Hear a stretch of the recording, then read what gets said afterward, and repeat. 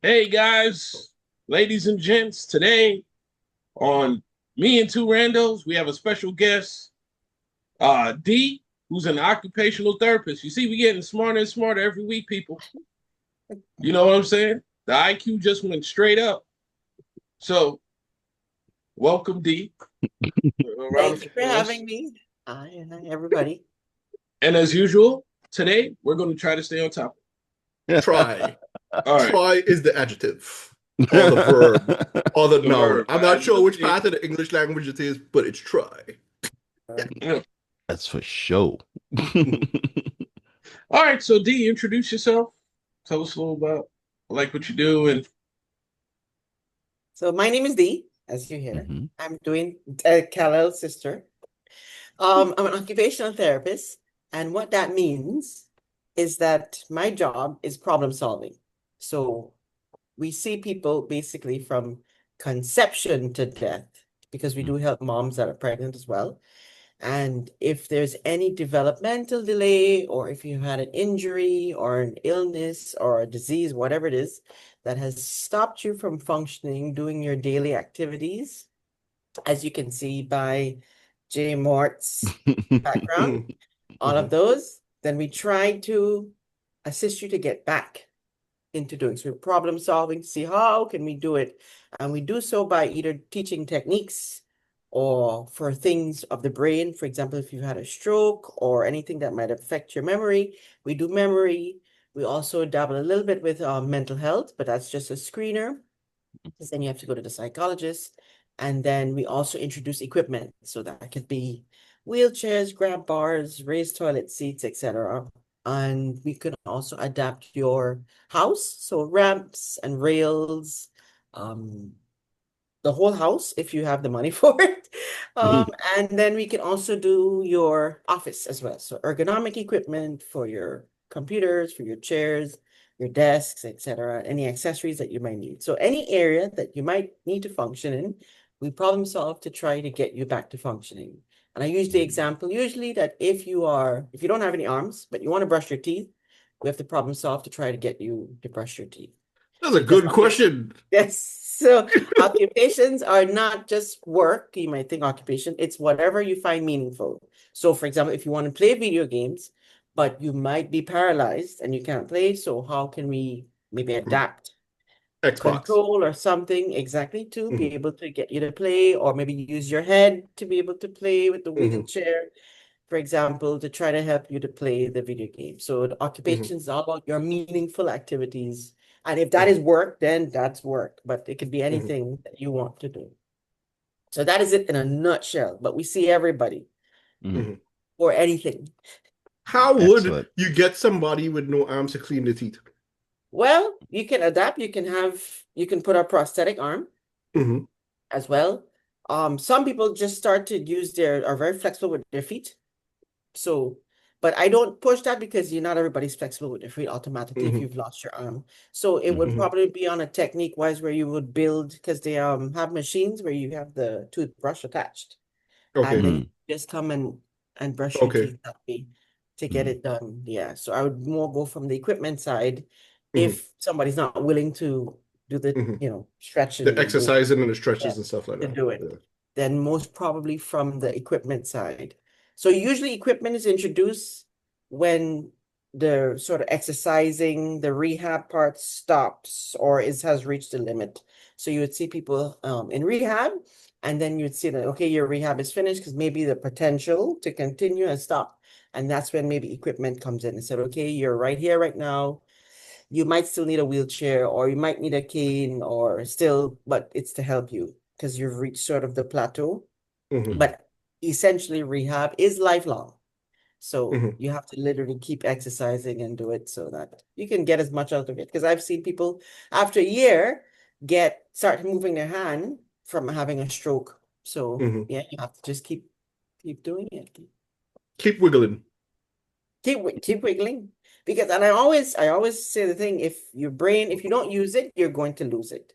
And I Mhm. Mhm. always use the example of home here, that if there's a hurricane and a tree has fallen on the road, if you live up that road, you're going to get the government to move the tree. But if you don't live Mhm. on the road, the tree will stay there. Yep. And it's the same exact thing with the brain. If you don't tell your brain, hey, I have a left side here, I have a left side here, I have a left side, the brain is going to forget it. And then you're going to stay right there. And also that the nerves are extremely important in everything because you can have all brand new appliances, but if the electricity goes, they're brand new appliances. It doesn't GB. make a difference because then it won't work anyway. And those are the nerves. So you really want the nerves to be working. You really want to make sure that they're doing, because nerves tell you everything. Your brain is what's telling you that you're in pain or you're not, or what you're feeling. And sometimes when it's something soft, you're feeling it very painful, and that your pathway, your processing is not working. So we also we look very heavily at sensory, especially for kids, to try to get them to calm down and to relax without necessarily using medication. So we have a whole sensory area in our clinic to try to get kids to calm down and to get the energy out, as we were talking earlier, and to do different things so that they can regulate themselves, so that they can continue to do that at school, hopefully. So I have two questions. Yeah. First question. Now that Khalil says Jibby, you have to explain to our viewers what GB is. And just to make sure you don't ease your way out, GB is an initialism, so you have to tell us what the initialism means I don't know too. what initialism is. Go. Go. Come on, Khalil. What is Oh, you're GB? asking me? I have no idea what GB stand for. I don't know what it mean. I just know it's GB, and that's an electrical company for the island that we came from in the Caribbean. And the power goes a lot. So because the power goes a lot, that means our nervous system goes out a lot. Do you want it or do you not want it? The name? You know what the name is? Oh, I don't know what it is. Everybody who actually speaks Dutch know what the name is. Go ahead. Het gemeenschappelijk elektriciteitsbedrijf Bovenwinds de Eilanden. Boom! In your face. Yeah. Khalil is like, I have no idea what it is. Oh, I know exactly what it means. Elektriciteitsbedrijf Bovenwindse Eilanden. But that's the reason I shook my head. I was like, that's two B's, so it should be GBB. You know? Two B's. It should be GEBBE. Yeah, so Bovenwindse bedrijf is two B's. But you forget what language you're speaking. They merge things together all the time. So it's just one word. Okay, so the second question. There is a beautiful chart behind Master Morte. Hello, good morning, Master Morte. How are you doing? I'm doing well. Mentally prepared for our tournament today. I had to make him talk so that he comes up big on the screen, because right now we just have So that picture behind there, I would like to talk through some of the things on there. Tell me, Dee, what is the purpose of said circle? Well, that's to show that occupational therapy is very vast. And so, for example, a physical therapist really focuses on the body and the muscles and the structures to get you to be able to work. Speech therapist, more or less the same thing. Whereas occupational therapy, we touch all the areas, and your occupations are anything. So, for example, I see health management. I can't really see the details underneath. But for example, with health management, it's getting you to be healthy. So healthier lifestyles. So we can take on the role, for example, of a life coach in some instances where we do look at your mental health. We do look, for example, if you might have diabetes. We don't go deep into the dietary stuff because that's for dietitians, but are you eating the right foods? Are you meal planning? Do you have the energy to do that? How's your time management in doing that? So we look at the little areas around it to make sure that you can continue to do that. Hopefully, are you exercising? Do you have time in the day to exercise? Can we make a schedule for you to make sure we keep up with the meal planning and the exercising, for example, to get you going? So that's the health management part. And with the work, like I said, the ergonomic part, making sure that you're completely supported at your desk.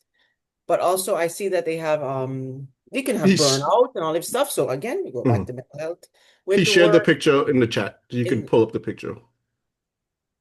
you assume I know. Yeah, Oh, there we go. It says chat down at the bottom, so you can see it on your Okay. screen. All right. Okay, yeah. So there we go. So then that's the work part. Uh-huh. Education is very, very, very big because we see a lot, especially here, a lot of kids with a lot of diagnoses that come in. I've also been to government to talk in parliament about special education because that basically did not exist until we went to parliament, and now there's a whole policy.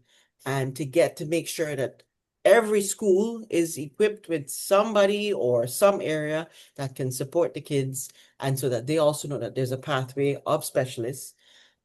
Because the special thing about here is that we actually do have, dare I say, all of the specialists that you should need compared to the other places around us. That's But awesome. yeah, we do have them here. It's Mhm, just nobody's used them, or they mhm, use too much that they have waiting lists. So this is a waiting, but we do mhm, have mhm, quite a bit of specialists here that the other places don't have.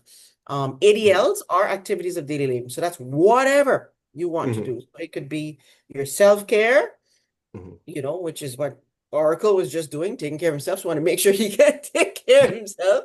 Also, so it's the self-care part. I had to remind him to go. Da, da, da, da, I da, da, had da, to da, da. remind him to go take care of I, himself. I had to say, please go before. So you see, Yeah. all So right. then, yeah, they gotta help to support. You see, it says that engaging in conversation with friends as areas. That's also an well, area. So, well, I ain't got no friends, so like, no, I'm kidding. Okay, creep. and then you see that at the bottom it says washing hands. So very important to be washing hands. Oh, So Oh You have to snap! sing No, happy I'm kidding. birthday. Was it happy birthday that you have to sing the whole happy birthday song to wash your hands? I think that then was it said for should be COVID. about 2 minutes. It Yeah, should be about but two. it's funny. Like every place have different. Some say happy birthday. Some say twinkle twinkle little star. Some like everybody has a just what basically what they're saying is people don't wash their hand long enough. I had to No, sing so fresh and so clean. no. The whole song, rapped all the verses and the choruses and everything. So it's funny, right? Um, a friend of ours before the pandemic, okay, a friend of ours was like, I remember we were over by their house. And I went to use the restroom. And when I finished using the restroom, like I washed my hands. And when I came out, the person was like, how long does it take you to wash your hands? And I was like, uh, I wash my hands the way the UN says I should wash my hands. And they were like, that long? And I was like, I would be asking, why are these hold on, no, people no, no. watching you I in the was my bathroom? first my first thought was not shaking their hand anymore. or their thought was, I wonder if this guy's okay. And then you came out, and then like, what happened? But no, like that's the normal way, and there's an entire process. This There is a whole way, this process way, this inside way, this and way, this scrubbing. way, this way, this way, this Exactly. way. Like there's a whole process, and like I'm so used to it that like I systematically do the exact same order Mhm, because I'm just used to doing it. When we were training, because they highlighted hand washing and they Mm, used the black light. mm, So they put the dye and they said, okay, uh-huh, go wash your hands now. Everybody wash how you usually wash. And then we came back and they used the mhm. black, and it was so terrible. Everybody was still covered. And he said, you see, this is how you guys wash your hands, but this is how you're going to start doing Yeah, from but you see, I think the thing about it is there's a lot of misinformation about surfactants that make people believe that because soap doesn't actually kill anything on your hands. It's mechanically removing movement. Mhm, Yes. the things from your hands. So if you don't give it enough friction, Yes. enough mhm, Scouring. yeah, it doesn't finish Yeah. working. So you really do have to wash it and make sure everything gets Is well. agitated. Oracle. Oh, sorry. Yep. You saying these advanced words. Educate the audience. Oh, I could barely pronounce it. Is Sound how like you said soap super fast. works. Is when you Say, have no? it's a molecule that is polar and apolar. And basically that means that it attracts both oil like things that do not uh, dissolve in water, as well as things that does dissolve in water. It can attach to both of them.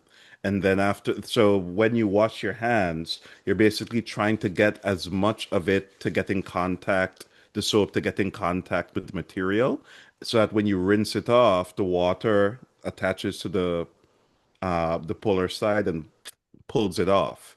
But Mm. you do have to wash, you do have to agitate the thing to make sure it gets to everything before you Mhm. rinse it off. Otherwise, Mhm. it won't finish cleaning. And what was And that word so, you used? which word? Surfactant. Surfactant. Okay. Yeah. I just want to know the word of the day.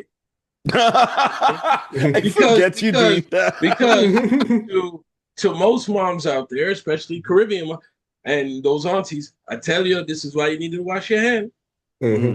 It was like the ultimate lesson. Yeah, my I like parents that. used to be I like, like that black listen, light you thing need to though. wash your hands good. Like that's now, I guess maybe that translates, but I thought it was always, oh, I have to do all these things to get all the, no, but like the process is so that you keep the do like agitating the soap, as well as give you more time to leave the soap do its job. That's Mhm. why you're doing all those things. And so after that, you rinse off your hand. And then it's important too to also dry off your hand right after. Because all a lot of people do is they'll go inside and they'll soap,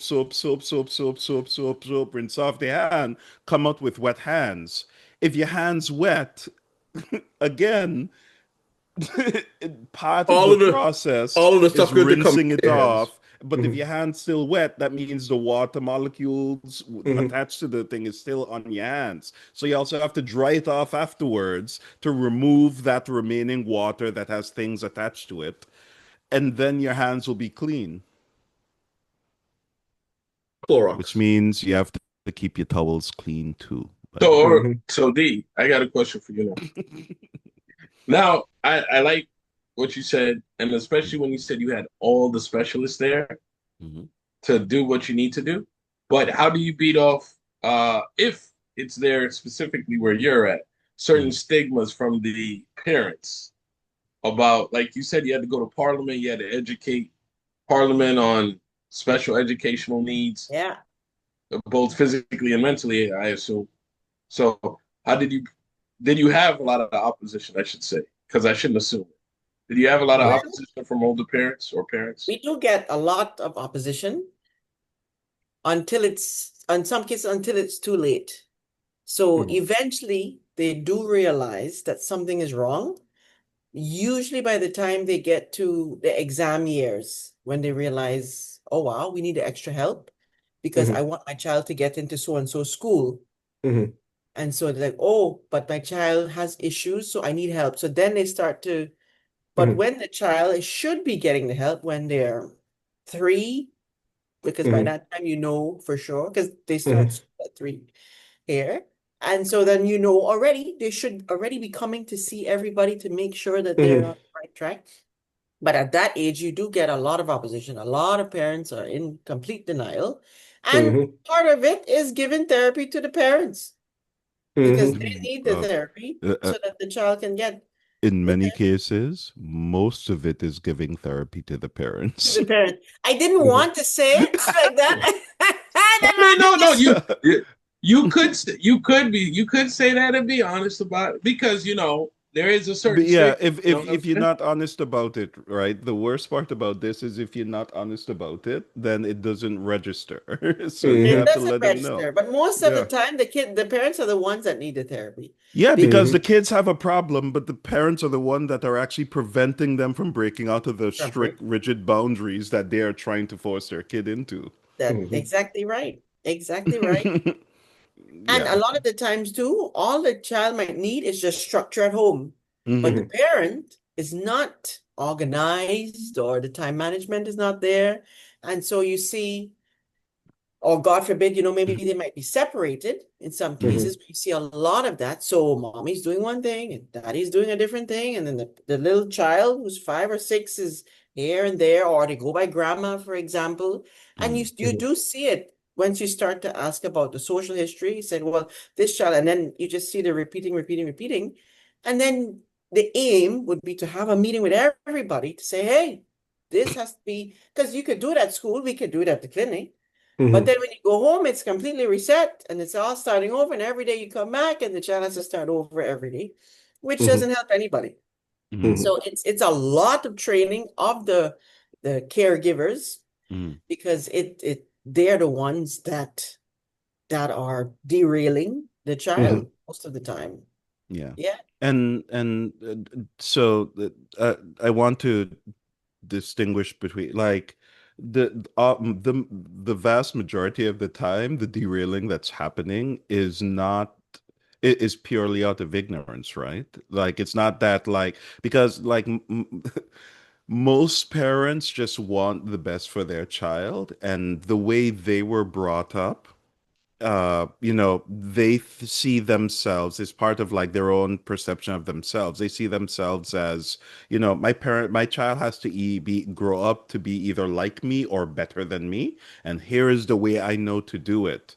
The problem is everybody is different. And because everyone's different, people may have to learn things or do things in a different way. And so part of this process is to help the parents understand that, like, your kid is different. No matter how much you just want your kid to be like you, your kid is different. And this is the process that your kid has to go through to be able to understand what's going on, and getting them comfortable with the idea that different is not a bad thing. It's not a problem at all. No. It's not Because a bad thing. they have to, the parents have to grieve. They're gonna have to mourn that. Yeah, they have to go through the experience. stages before they finally get out. It's not gonna be how you think. You might not get any of what you wanted at all. But the child is showing you what the child wants or where the child is going. So it's, for example, one of the things you have there is play, which is huge with children. And in our clinic, what we do mostly is play. And when parents come in and they see us playing, they say, but you're wasting your time because all you're doing is play. Exactly. And that's how children develop, period. Thank I you. can give them paper and pen and give them that for 30 days, every day, paper and pen, you're going to read, you're going to study, and they won't learn. But if I give them it in a game or something, they will pick it up one time because play will teach you everything that a child needs. There is a pyramid. I don't know if you can pull it up. It's a developmental pyramid, and it starts with your reflexes of a baby, and you're supposed to come out of those reflexes, and then you have the sensory, which I have a quick quiz for everybody. How many senses are there? I know there's more than 6. It's a big amount. It's not 5 or 6. I love that question. Okay, go ahead. How many are there? There are 8 senses, like solidly 8, and then they They're smaller ones. It's so hilarious. I only missed it because by 1. people be like, "Oh, you must have a 6th sense," and I'm like, "Yes, and a 7th, and a 8th. That's what it's more than 6. Yeah, because you have the 5 that you know of, and then you have balance and coordination. And then you have proprioception. So basically, if you close your eyes, you know what your body's doing. You could dig in your bag and feel things without having to look. You don't have to look down every time you're walking downstairs because your feet know where it is. It knows how it works because you are most people are constantly aware of where their body are. Because also people go like, stop playing. Like your hand-eye coordination and your proprioception, all of that is developing when you're running around and falling over and tripping over your kids. Exactly. And you protecting your kids because you worried they can get hurt can actually prevent them from developing good proprioception. The rough play is key. They should be. They should be tumbling over each should be other. tumbling They're and learning climbing. how. That's how their body learns. Yeah. That's how they develop positional awareness Yeah. of the different parts of their body. Yeah. Sorry, go ahead, D. No, I'm that's talking. very true. There's a perfect rough play needs to be happening. And then the Mm, last one is interoception, as you see there on the blue line. And mm, that's what's happening inside. mm, So Mhm. what we look at when we are as OTs is sensory processing disorder. mm, So what that means is the pathway from the outside. I'm trying to give the simple stimulation that's happening mm, outside. The pathway from outside to your brain and then how you respond back. It might be interrupted. And so our job is to figure out which sense, because mm, your organs might be perfectly fine, but it's the pathway that's not. mm. And with interoception, that's what's happening inside. So do you have to go to the bathroom? Are you thirsty? Are you hungry? Some kids might not know that they're thirsty or hungry, and they will be starving themselves because that pathway is not clear, or they pee themselves because they didn't know that they had to go to the bathroom, for example. Or or the opposite could also be true, right? That like Yeah. they might constantly feel hungry Yes. because Yeah. they don't know what feeling hungry. There's What hungry- oftentimes, as a matter of fact, people can't differentiate between being hungry and thirsty. Mhm. We actually sometimes people train themselves to not tell the difference between being hungry and thirsty by accident. Right. And so like they might be thirsty but like, gosh, I need to eat more. And Mhm. these kinds of things happen. Yeah, it does happen because there's a hypo and a hyper, Mm, so it's low and a high for these mhm, so the senses. And then you can have like sensory seekers, for example, that crave or need because they don't get enough of the stimulation, Mhm. or you can have mhm. those that are very low reg, and I've seen all of them, or those that avoid completely where they are maxed out, like don't touch me because every little sense, or they hear everything and they're covering because it's just too much. Mhm. It's Mhm. too much. Oracle, what are you only allowed to do twice a year? I'm allowed to do. I know what you're talking about, but I'm not giving it to Exactly. you. I'm, okay. Apparently, I am only allowed to give my best friend hugs Okay. twice a year. Right. Twice a year. That's it. which No is more than which that. is which is it because like I hug everybody Exactly. every chance I get. I am a hugger. If it So is the you see my like you see I am just one of those cool kids that likes hugging a lot, you know. So then you're a seeker and Yes. And L is an avoider. Mhm. Usually exactly. Don't touch me. I tell teachers don't sit you guys next to each other. No, but no, listen, here's the thing. Here's the thing. The- uh, like another part of this is showing people, and this actually ties into relationships as well, As because well. sometimes certain people have certain needs, and other people, and this is not an excuse to go around and start cheating. Just put it out there. But some people may have a certain, but like it actually sometimes takes a community to be able to get the full range of things that you need. Yes. This also ties into that whole multiple parents thing. I was lucky. I grew up with three parents. We had three people looking Yeah. after us. So like Mhm. we had a good diversity in our upbringing with all our friends, everything. So we are used to being in an environment where multiple needs are being met. Yes. Because sometimes ones that we don't want, like giving Khalil hugs, for example, but like I don't have to hug Khalil. I just have to understand that Khalil is different. And Yeah. so I have to go seek that from somewhere else, like my daughters, Yeah. Yeah. Exactly. who are huggers just like me. Yeah. Yeah. But Mm, the aim is that you do get regulated. So even though you're an avoider, but if mhm, you can start to get therapy, for example, Oh, mm. to be I able I to, don't Oh, mind being hugged. I he's don't getting mind that getting people. therapy right now. I don't mind getting hugs from people, but this person wants a hug every damn day. No, two times a year. It's been like 30 years of this. No, twice a But year. That's but it. let's Don't talk a touch bit me. about that too, because that's something else that parents and kids oftentimes needs to learn, which is setting boundaries. Exactly. yeah, Because touch if me. you crossing people boundaries all the time, that relationship is not going to last No, forever.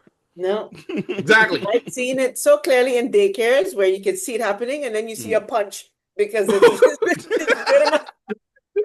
I said, well, we know do, that this one likes do hugs me a and this one does favor. not. Do me So, a favor. Yeah, Do me a you favor. hear that? Anytime you see that argument happen, right? Break out Punches your go start phone. coming. You hear that, Oracle? Punches go start coming. Don't touch me. I yeah, hear you. yeah. I hear you. I hear you. Yeah, so it's a But lot. I have been respecting his Yes, boundaries exactly. because mums gets hugs all the time and Mhm. he doesn't. That's We fine. have. I'm good. And again, Yeah. it's not that I don't like hugs. It's just he does hug too damn much. So He's twice a a year. That's I ooh. just want to say that Khalil is a hug gremlin. Last week I was a Grinch. This week I'm a gremlin. Let's go. But how how much pressure are your hugs? Are they Oh, they're like fine. bear hugs? Oh, they're No, okay. no, They're his like, hugs are fine. No, It's okay, just it was too I much. think he's more concerned about the fact that there's just too much of them. too Yeah, much. exactly. That's hug fun. I Oh, just no, hugged no, you damn 2 days hugs. ago. Exactly.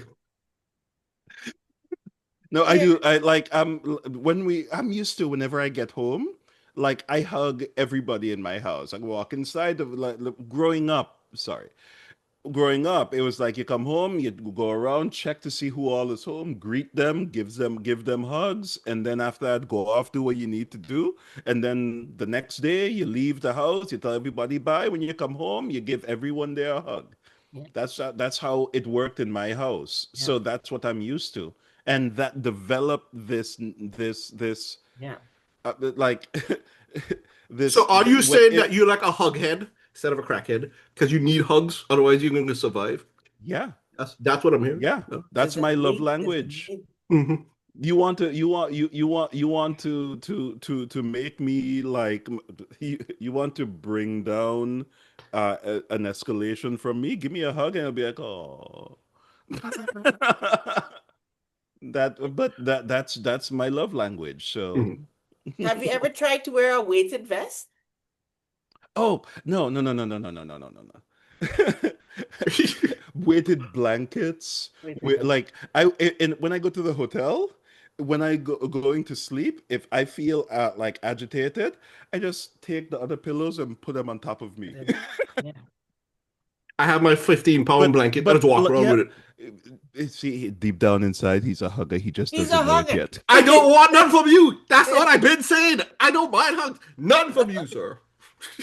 No, but sometimes you just have to find and sometimes you have to find ways to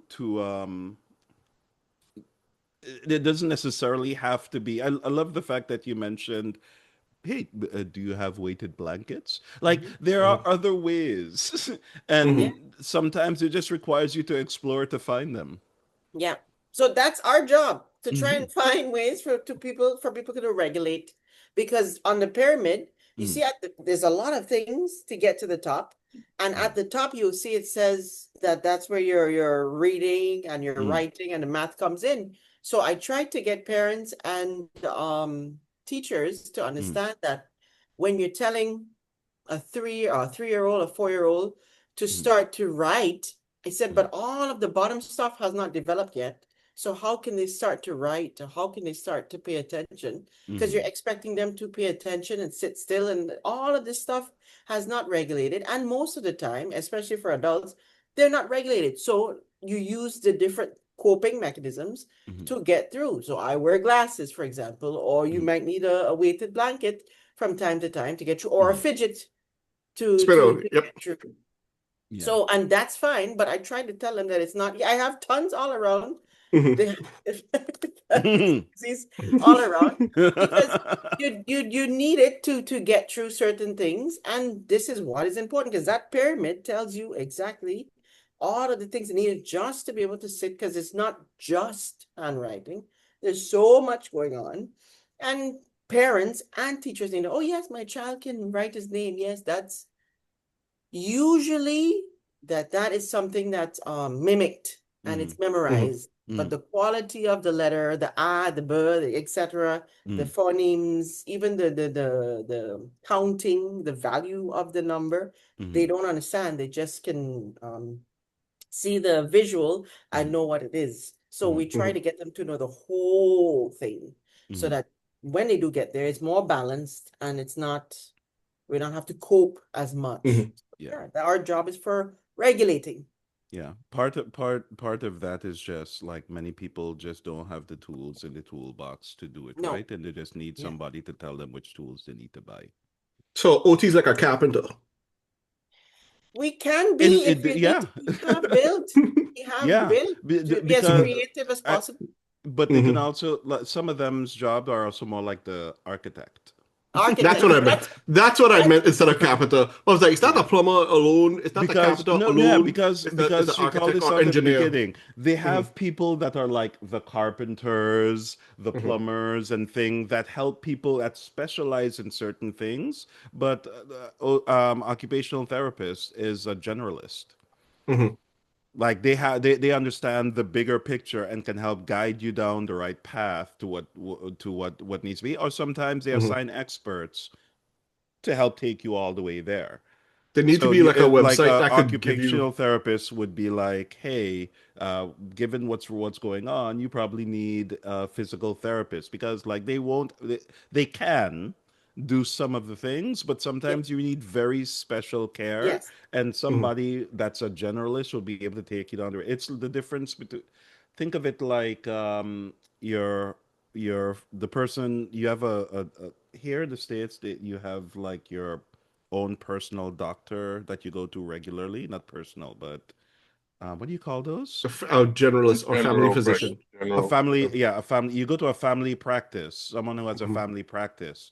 But when they get, a little bit beyond their depth, they go like, okay, let me to a refer specialist. you to this specialist. Let me refer you to that specialist. Yeah. But like you go to a generalist here in the United States before, and they usually tell you what specialist you need to go to. Yeah. So, fun fact, architects were some of the founders of the profession of occupational therapists. Because you're not the architect. Why are you raising your hand? You don't even know. That's the point that was being. Look, I can sketch, and now I use AI. You said the wrong words there, sir. You damn right. Sorry, go ahead. Go ahead. No, so they were the founders. And they are OTs that are specialized. So actually in the big countries, a lot of OTs are pediatric OTs or they do neuro OTs. But where I am, we don't have the privilege of that. So we have to be a little bit of everything to be able to see everybody. Yeah. But you and to go along with that. Better, I like that better. Okay. When everybody was a little bit of everything. But see over here now, like what Oracle was saying, everybody's referred to a specialist. It's almost like a doctor doesn't know anything anymore. That's how it could come across. They're like, no, I'm not saying that they don't know anything. It's kind of like this, Oracle. It's like knowledge versus ignorance, right? I assume that a doctor has a certain amount of knowledge. A regular general doctor, your general practitioner. However, because the way the system is, you need to see the nose, throat doctor. And you'd be like, do I need to really see that part for that part? They can't do anything. Dentist. 10, 20 years ago, dentists used to do everything. Pull out the teeth, fix everything. No. You mean the barbers used to do everything. He said 10 or 20, not 400 years ago, sir. They were the original generalists. Well, what I'm saying is that sometimes I think we need to expand the general stuff and less on super specialists, because sometimes it just gets the patient annoyed and frustrated. You know what I'm saying? Sometimes you go to a specialist and they don't have the personality. You see these new generation doctors, occupational therapists, they don't talk to nobody. All they do is talk to the computer. So when they're like, why can't you bend your hand this way or go that way? You're like, yo, what happened to your personality? And you know what the generalist is? The generalist is the one you want to talk to because they seem to have the nice personality. The specialists now, they cold. They reading out of this, they reading out of that, and they're not looking at you. You're like, yo, do you not feel the stress? You need to You find some know, new we say specialists. we say play, right? D said play is what developed. Man, we had Play-Doh. I had Play-Doh. Yeah. Still got the controllers in my hand to help the hand reflexes. Yeah. You know what I'm saying? So it's like, yeah, there's a lot of stuff we learn from play. But now what scares me is the personality of so you have a great one, D. I can see. See, you smiled the whole podcast. I didn't know I was on the spotlight. Luckily, I was looking. I was like, why am I here on the screen?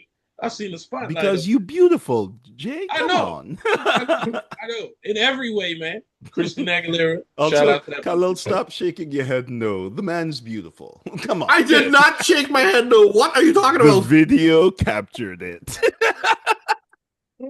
Well, it wasn't in regards to that. It It's was not in okay. regards to that. It's No, okay. I was like, what? No, Listen, no, you did- I don't. It's because you shook your head no when we bring up the topic in general, not because you were saying he wasn't, but like I just saw you shaking your head. I thought this would definitely. I did that happen. No, See, doing it again. no, but that's just how. I know. Anyway, I'm like I harassing you. said, you said some great points. I agreed with them. Mm. Don't pay attention to the gruff look. I was actually like zoned in, Mm. so I could stay Okay. on topic. Because see, if I'm not zoned in, if I don't have the Exactly. Okay, so I want to try and pick Dee's brain a bit here. So like little story. When I was growing up, I've always had dyslexia, and I remember when I was growing up, and remember this is donkey years ago. The I remember 1700s. over here, yes, back when barbers used. Exactly.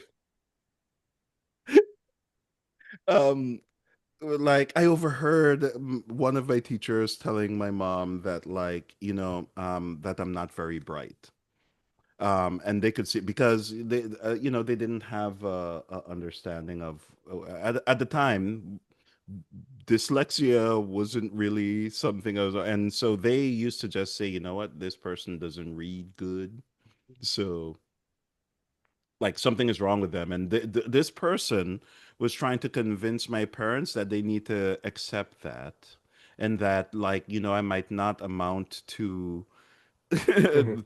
to certain things, which and so like for parents out there who might think that something is wrong with their kid because they have dyslexia, for example, like they have difficulty reading and things like that. There are things the kid can do. There are tools. I know of them because I have to use them every day. But like, what kind of tools would you use for the parents in that case to help them accept the fact that their child is different, and Mhm. so even though to them from their perception it might appear that something is wrong with the child, like it's okay, like what kind of things do you have to go through with the parent where that's concerned? Well, a lot of what we have to do, Mm, and this is general for any um impairment, if we want to put it, any Mhm. condition. mm, So what we have to do a lot of is very family-centered care.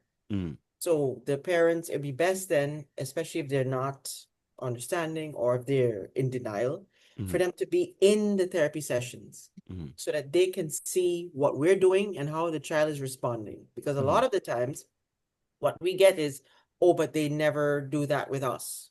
mm. Where Mhm. we're able to get them to do the homework or Yeah. to read the book in the Mm, amount of time, for example. Said, but when I try it at home, they're not able to do it. So we bring them in and we show them the setup, the structure that's there from day one. That's very key. So that the child knows this and this and this. We lay out the tools that we're using, because we have the assessments that we have in place mm, to assess where the child needs the help, and then we lay it out for the parent to see what we're doing. And then most of the time, when the parent sees the different tools, they ask, they say, where did you get this? Where did you get this? And then they start to buy for home. mm, Well, Mhm. so they see it for themselves. And what we try to do as well, many of the tools that we have at the clinic, you can buy it easily online. Mhm. It's not. There's some things that specifically at therapy websites, but Mhm. because those are extremely expensive, but we try to get Mhm. most of the stuff readily available Mhm. very easily so that the parents can also do it as well. Mhm. And then we take whatever we have there and we try to translate it at the school as well, because there are no special ed teachers in most of the schools or any of the schools. And so for a teacher, for example, that has 26 kids and has Mhm. to actually take the time to go over, we try to put in accommodations. So that could be getting the child used to maybe first of all using taking pictures or having, for example, for dyslexia, pre-written notes or extra time on tests, having a scribe, somebody write Mhm. for them or having somebody read to them. But getting the child used to that from a very early age so that when the big exams come, there's no panic and there's no anything Mhm. there, and that everybody can transition, because the big exams that are created by outside of where I am, Mhm. Mhm. um, they have accommodations Mhm. for different conditions. So Yeah. Mhm. why can't your school have it? If the big Mhm. Mhm. exams, big countries are doing it for this specific exam that you're preparing the child for, then why can't your little test also Mhm. accommodate as Mhm. well? Because you're going to come to us eventually and ask to write a letter or a report for that big committee, for that big exam to have the accommodations, but your little testing, you weren't doing it. So the child all of a sudden has somebody reading or writing for them and they have no idea how to react because this person doesn't even know them, or maybe have an accent that they don't understand and they're suddenly reading for them and they're lost now on Mhm. the exam and they're, so it's very important that schools start to adapt, whether it's you have a test of 50 questions, but it might be too much because there's dyslexia, there's also dyscalculia, there's dyspraxia, Mhm. there's so many that maybe you just take the top 10 questions and you give the child that. Like, you can actually restructure your test. You don't have to always keep it so rigid. You don't always Mhm. have to keep it doing how everybody is always, this is always, how has it always been done, for example. And we Mhm. hear that over and over and over and over and over and over. Yep. But it doesn't have to be like that. It's your classroom. You Mhm. restructure it how you want it. Mhm. So yeah. So it's working with the parents and letting them see firsthand that we're not doing anything other than just breaking it down bit by bit, Mhm. and then trying to put that into the classroom so that that can translate as well. Mhm. Mhm. Yeah. Yeah. That is yeah, sometimes it's hard to get over those hurdles Yeah. because but like you have to also get into situations where you first have to break down these people defense, because as soon as you step in it's like, oh, this person think they could do this better than me. They have their own pride that they have to Yeah. that half the time people have to break through. One of the reasons I know a lot about this is because one of my specialties is making things software accessible Mhm. to people with disabilities. Okay. And like do you hear it all for people to not have to spend money for making things accessible, and like half the times it's just that the people don't relate to what the problem is, Now. and you have to find all kinds of creative ways Yes. to like explain people the situation. Like this I remember I was talking to someone about making this application accessible, and they're like, "Why do you have to make it accessible?" I'm like, "Because people are using it for their job, and so, um, and they're like, well, they can get someone to help, right? Like if they can't use it, they can be like a." And then I had to explain in person, okay, yes, they could get someone to help, but let's walk through a couple of scenarios here. Every day you come into work and you sit down, and before you get started you have to turn to the person next to you and say, hey, could you help me do this? Hey, could you help me do that? How effective is that person going to be at their job? How effective uh, do you think it would be for you to have to do that every day when you come in to use your job? And then they're like, Mhm. okay. And then I'm like, oh, now think on top of that as the person sitting next to someone who has help needed every single day, and you need to get your job done, but you have to keep pausing, breaking your attention, go over to help this person. Like, what will be your what relationship are you what relationship is being built between the two people in that dynamic? You'll have one of essentially your coworkers being angry at Yeah. you because you're constantly bothering them, and they're like, oh.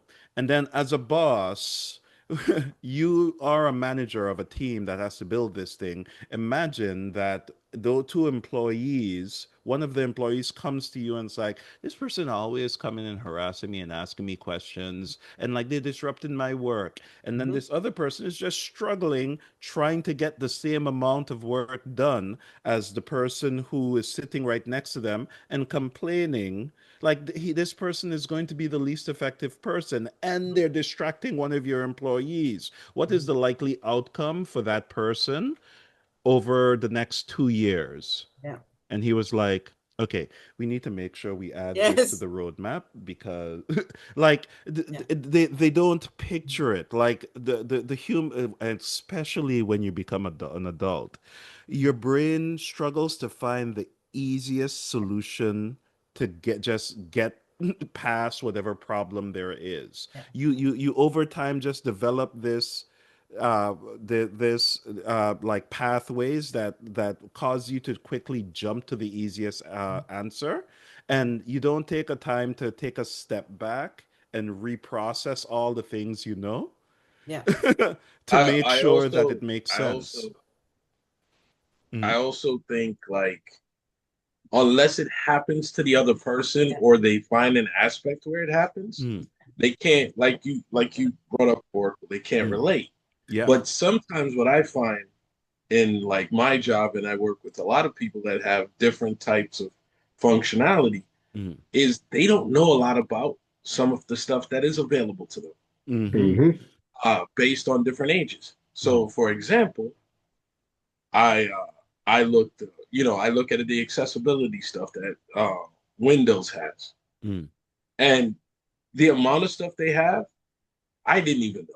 The closed captioning tool, so you could hear somebody speak Mm. and understand that. The color filters, if you have dyslexia or you're colorblind, Mm. things they did because it's not something that's regularly taught in school. And these things could use as augmented stuff. It doesn't necessarily mean you have to have a physical or mental disability. It could just use to You enhance your process ability to information differently. process Mm-hmm. information differently.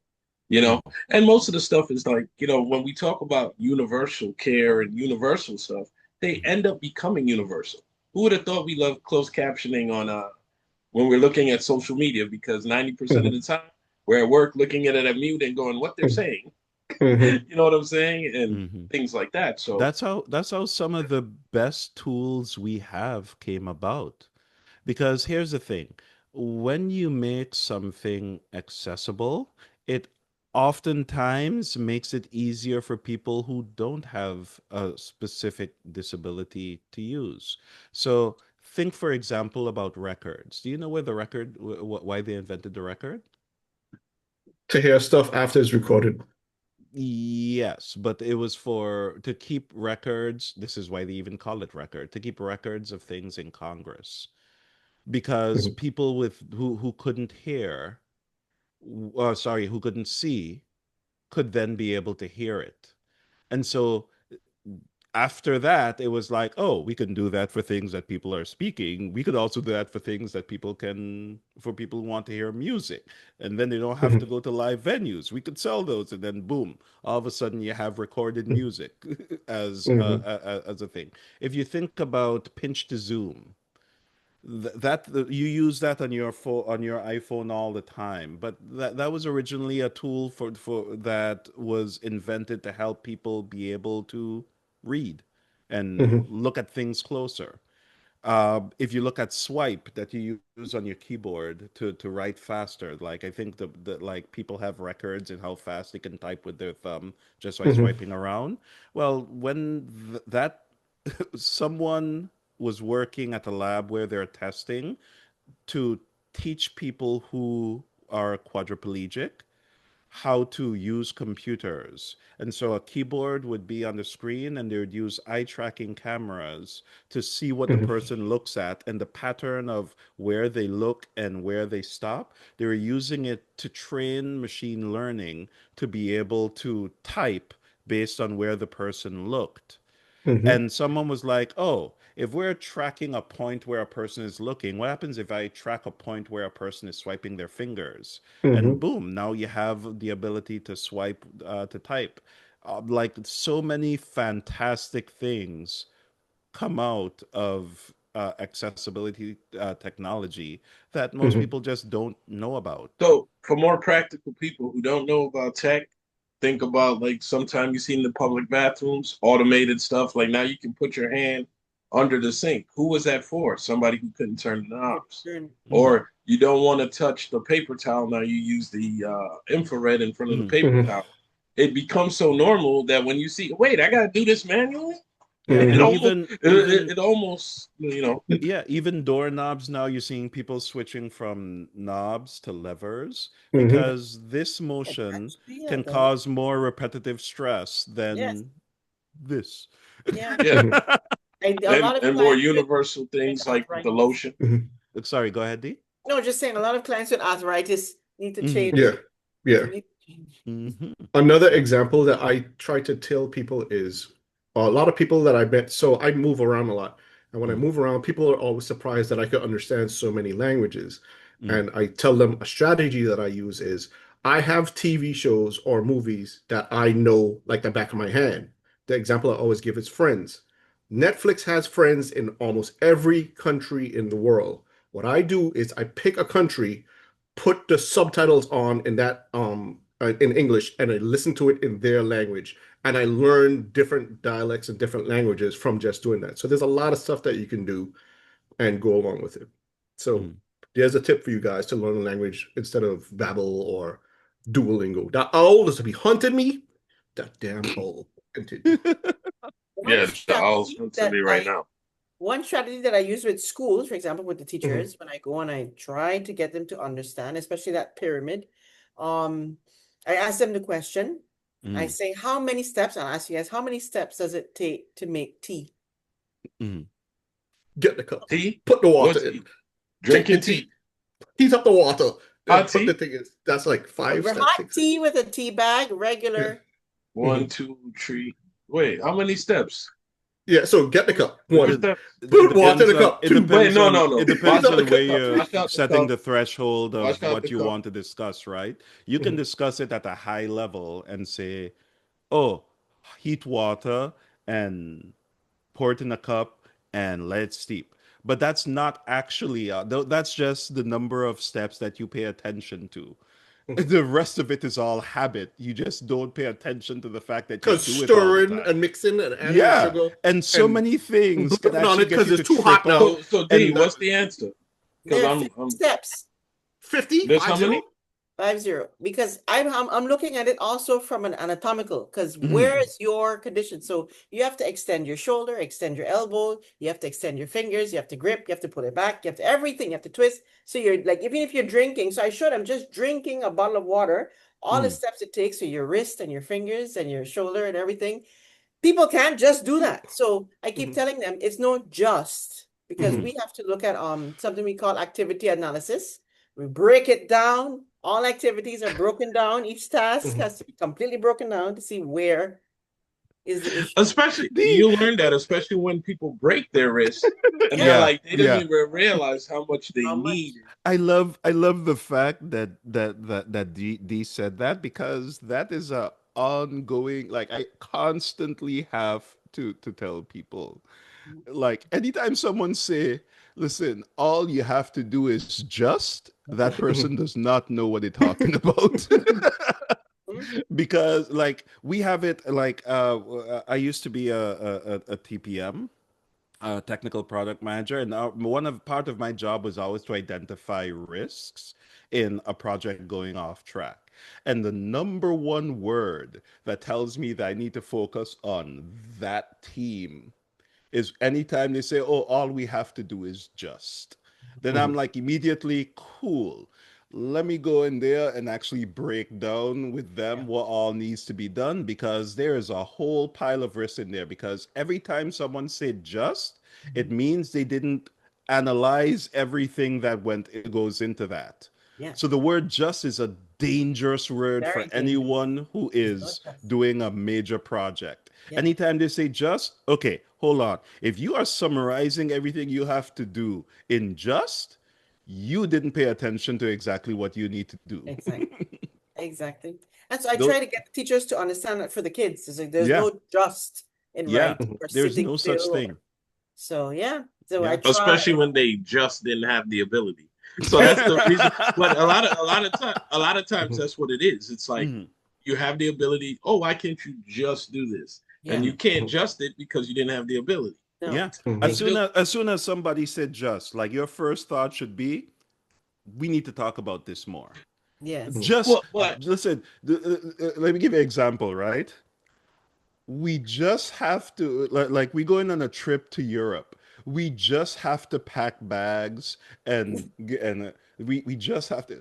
How many people have tried to do that with kids for the Yeah. first time because they're used to just traveling by themselves and their body already automatically goes through the process, and then they try traveling with kids for the time and realize that there's no such thing as Yes. just then.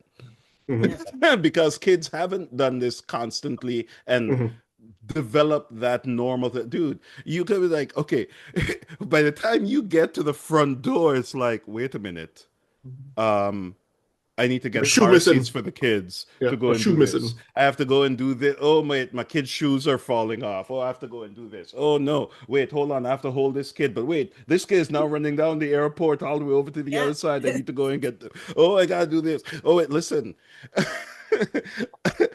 The people who'd say just, they come from a place where they develop things that they do so consistently that to them it's just, but that doesn't mean it's a just Yeah. for For everyone else. everyone. They're very privileged. Yeah. Those people, them no, like there's no just. You have to break it completely down. Yep. Yeah. And oftentimes people forget that when they were growing up, there was no just then too. No. It's where they are now why they can use the word Yeah. just. Exactly. Because Exactly. that just means they are making already made an assumption that this thing is easy for them, so it must be easy for everyone. Yeah. Yeah. Show me your plan. Exactly. And that's when we get teachers starting to talk about, I actually do have a problem with that for myself. I said, okay, so why can't the child have the problem as well? Teachers. Like, Half the time. yeah, Oh my gosh. yeah. Listen. So You just love when they go, oh yeah, you're like, good, I just made somebody smarter. And that's what our podcast is for, people. Even though we're random, you will learn. There is that, yes. Random tidbits. So Jay, which one of the things on the circle behind you is the one that interests you the most? Which one of these things do you feel like you deal with the most? Because you also deal a lot with people that, uh, you likely oftentimes deal with people who misunderstand things even related to you, right? Hmm. Like people that make assumptions and things like that. Tell me, where on this circle The do you have funny to deal part with the is most? it's everything on that table. No, I've been saying this word lately. And this could like end the topic. You're right. It's a confluence of things. And Mm-hmm. that's why it's on this table, because your social interaction also pays attention with your health. You know what yeah. I'm saying? Mhm. You Yeah. know, I think about, uh the car show we all went to many years, Mm-hmm. right? Man, Mm-hmm. I was enjoying it, but that walking was a lot for me. So like the next day, I couldn't enjoy the next thing. And I Mm-hmm. was telling another associate recently, like before I even found, like taking Tylenol or pain management, I would think about like things like Six Flags, go once and say, oh, it was great. But then the aftermath wasn't great for me. So the next time somebody asks me to go to somewhere like that, before I discovered certain things, it's like, No, I'm not going through it. Is it worth the pain? Is it worth the Hmm. situation? And it's weird because, most people think about, do I have the money or is it Yeah. going to be fun? Yeah. And Hmm. then if you do have any occupational things, mentally or physically, you Yeah. start thinking about, is this worth it? Yeah. Am I Yeah. Hmm. going through it? Yeah. Is Yep. this this? Is this that? That's what I Hmm. think about. The best part I like about is play. Everybody in history Yeah. has learned through play. Yeah. Even the Hmm. Microsoft game Flight Solitaire. Simulator. No, Solitaire.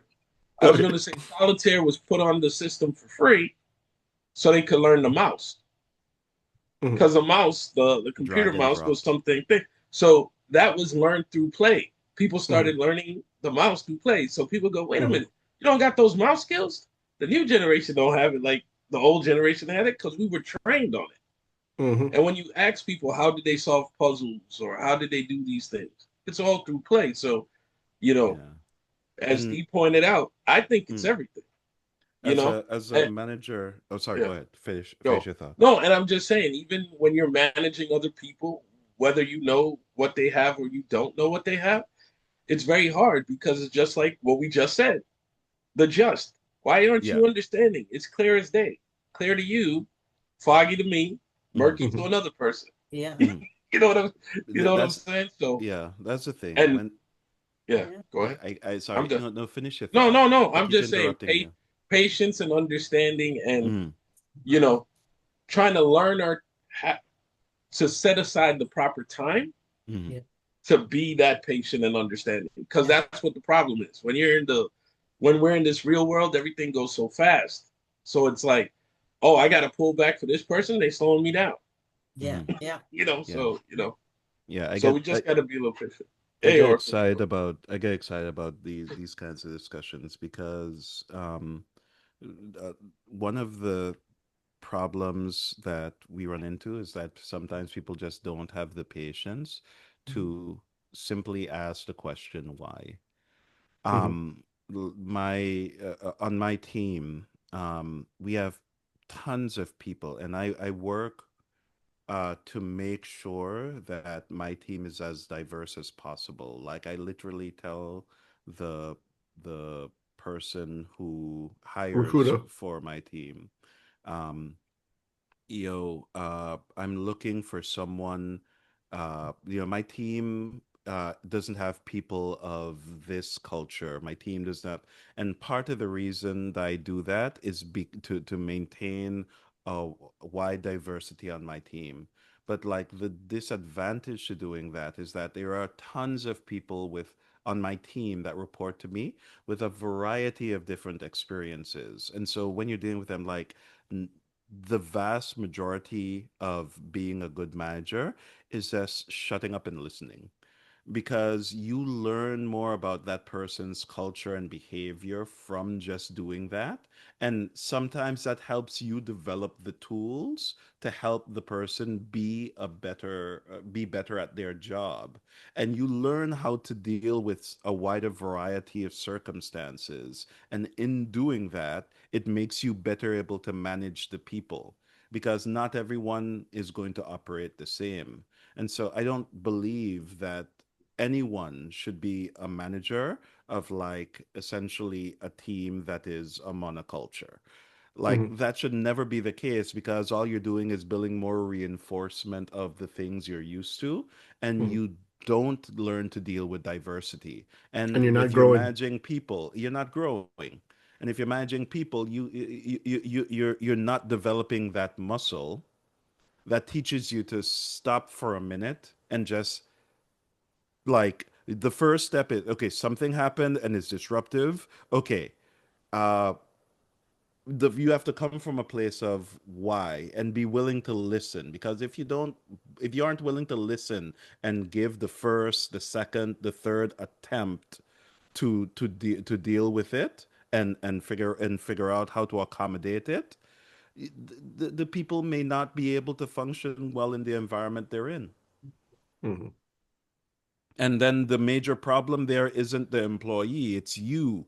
Yeah. Hmm. Yeah. Time. So if anyone has any experiences with any of the things on that circle, Mhm.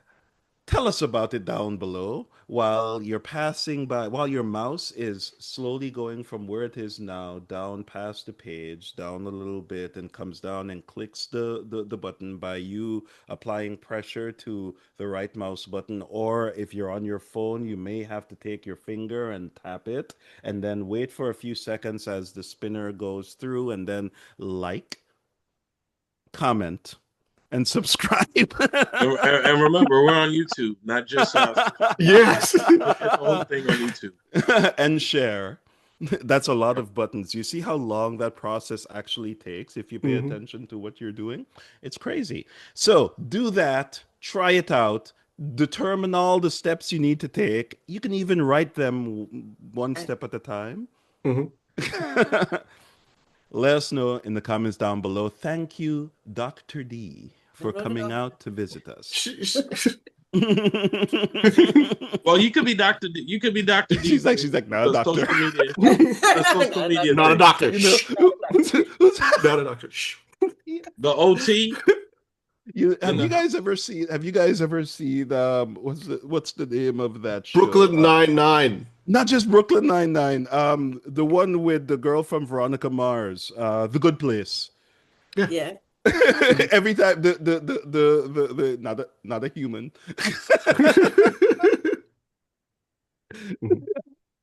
Anyway, take care, everyone.